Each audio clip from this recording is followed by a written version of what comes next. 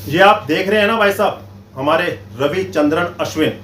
मैं आपको बोलूं तो इंडियन हिस्ट्री में इससे बड़ा ऑलराउंडर आज तक नहीं आया। क्यों कह रहा हूं मैं आपको बता दूं। 100 टेस्ट मैच खेल चुका है, 516 विकेट्स हैं और 3500 के करीब 3500 रन्स भी मार चुके हैं, जिसमें से 6 शतक हैं, 14 अर्धशतक है। इतना बड़ा ऑलराउंडर है ये हमारा रविचंद्रन अश्विन। और इसने आज वो कारनामा करके दिखा दिया जिसमें हम 150 रन पे ऑल आउट होने वाले थे, 150-200 रन पे, उसमें हमें इसने 350 रन तक के करीब पहुंचा दिया इस रविचंद्रन अश्विन ने। इस शानदार और जानदार पारी के लिए अगर आप मानते हैं कि इंडिया का सबसे बड़ा ऑलराउंडर है तो कमेंट्स जरूर करना रविचंद्रन अश्विन के लिए। दूसरा हमारे जट्टू भाई के लिए तो भाई साहब लोगों ने कह दिया था कि T20 के बाद इनका संन्यास ले लिया, T20 से अब इनका ओडी कैरियर भी खत्म है और टेस्ट कैरियर भी खत्म है। काफी समय से Ravindra Jadeja out of form चल रहे हैं। वर्ल्ड कप में भी हमने देखा कि एक विकेट तक नहीं ले पाए, रन्स भी कोई खास नहीं मारे, लेकिन बोर्ड और सेलेक्टर्स और कप्तान इसके ऊपर भरोसा करता है कि टेस्ट मैच का तो ये बेहतरीन प्लेयर है और उसने वो करके दिखा दिया। रविंद्र जडेजा ने 86 रन की शानदार पारी खेली और रविचंद्रन अश्विन का भरपूर साथ दिया। 144 रन पे 6 आउट थे और 339 रन पे हमारे 6 ही आउट हैं। हमने पूरा डोमिनेट किया आखिरी सेशन। जो हमें फंसे हुए लग रहे थे हम 150-200 पे आउट होंगे, लेकिन दोनों जाबाजों ने, एक ने तलवार निकाली, एक ने ढाल निकाली और बांग्लादेश बॉलर का खात्मा कर दिया। उनको सोचने के लिए मजबूर कर दिया कि अब ये टेस्ट मैच बांग्लादेश कैसे बचाए, क्योंकि अब बॉलर्स के नहीं, अब बांग्लादेश के बैट्समैन के ऊपर है कि टेस्ट मैच कैसे बचाना है। तो बात करते हैं आज के पूरे टेस्ट मैच की। ये तो दो जाबाज हैं ही हमारे आज के दिन के।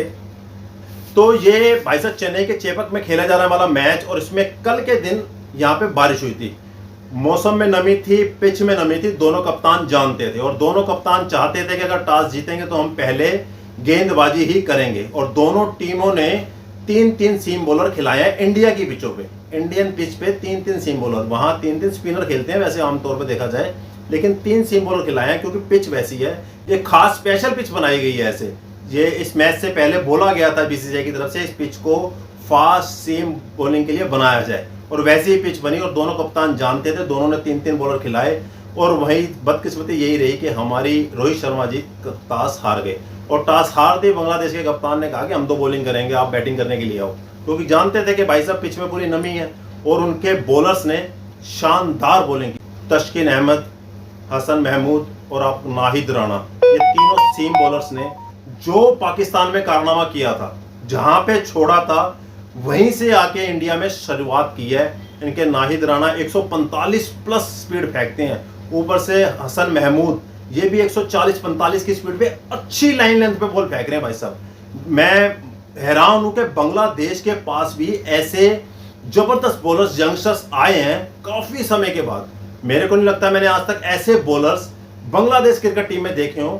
इसी वजह से बांग्लादेश की टीम पाकिस्तान में इन बॉलर्स की वजह से जीती है। आपको मैं बता दूं, बांग्लादेश को इन बॉलर ने पाकिस्तान में टेस्ट सीरीज 23 साल बाद जितवाई, पहला टेस्ट मैच, और क्लीन स्वीप किया पाकिस्तान के इन बॉलर्स की वजह से। और वही बॉलर का जो आतंक वो लेके आए थे वो उन्होंने आके इंडिया में भी जारी रखा, और आते ही रोहित शर्मा, शुभमन गिल, विराट कोहली जैसे प्लेयर्स को पूरा धराशायी कर दिया। यशस्वी जायसवाल इंडियन पिच पे तो भाई साहब हमें टेस्ट मैच का बढ़िया तोहफा मिल गया है। ये देखने वाला होगा कि साउथ अफ्रीका में जाके फेल हुए थे, अब ऑस्ट्रेलिया में हमने बॉर्डर गवास्कर ट्रॉफी खेलनी है, वहां जाके कैसा परफॉर्म करते हैं फास्ट और बाउंसिंग पिच पे ऑस्ट्रेलिया जैसे बॉलर्स के सामने, ये देखना जरूरी होगा। लेकिन इंडियन पिच में 11-12 मैच खेल चुके हैं और 11-1200 रन बना चुके हैं, और जिसमें से 3-4 शतक मार चुके हैं।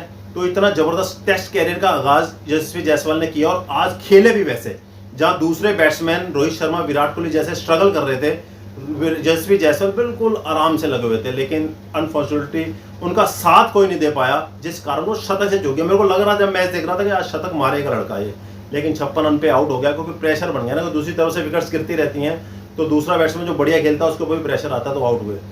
जो हमारे बड़े बड़े बैट्समैन जिस बॉलों पे चकमा खा रहे थे, फंस रहे थे, इन्होंने आराम से रन मारे। 112 बॉलों पे 102 रन मारना टेस्ट मैच में पहले दिन ही, और ऑलराउंडर एज ए बॉलर आप 6-7वें नंबर पे आके खेल रहे हैं आके, तो बहुत बड़ी बात है भाई साहब। मेरे लिए तो बहुत बड़ी बात है। रविचंद्रन अश्विन के लिए भाई साहब कमेंट करना जरूरी है। और वहीं पे रविंद्र जडेजा, जिसको कह रहे थे कि बाहर हो गया, इसका कैरियर खत्म हो गया, उसने बता दिया, ऐसी तलवार निकाल के घुमाई, उन सबके मुंह बंद कर दिए उस तलवार के साथ। रविंद्र जडेजा ने क्या शानदार पारी खेल के गए, 86 रन की पारी 117 बॉलों पे और 10 चौके, उन्होंने भी 2 छक्के मारे हैं। तो इन दोनों की लगभग 190 रन के करीब की पार्टनरशिप हुई है। 146 पे 6 थे, अब 339 पर भी 6 ही आउट हैं। और कल का दिन बहुत शानदार होने वाला है। अगर ये 1-2 घंटे पहला सेशन बढ़िया से खेल गए और 400, 400, सवा 400 से ऊपर ले गए हमारी टीम को, तो 100% ये टेस्ट मैच इंडिया जीतेगी। क्योंकि इंडिया आपको भाई साहब चौथी इनिंग में रन नहीं बनाने देगी, क्योंकि चौथी इनिंग आपने खेलनी है बांग्लादेश वालों। वहाँ पे जाके ना अब होटल्स में बांग्लादेश की टीम सोच रही होगी कि ये कैसे हो गया। हम तैयारी करके आए थे रोहित शर्मा की, विराट कोहली की, शुभमन गिल की, यशस्वी जायसवाल की, लेकिन पिटारे में से कौन निकला? रविंद्र जडेजा और रविचंद्रन अश्विन। कल जडेजा भी शतक मारने वाले हैं, मेरी उम्मीद पूरी है। 86 पे खेल रहे हैं, 14 रन रह गए, आराम से शतक मारेंगे।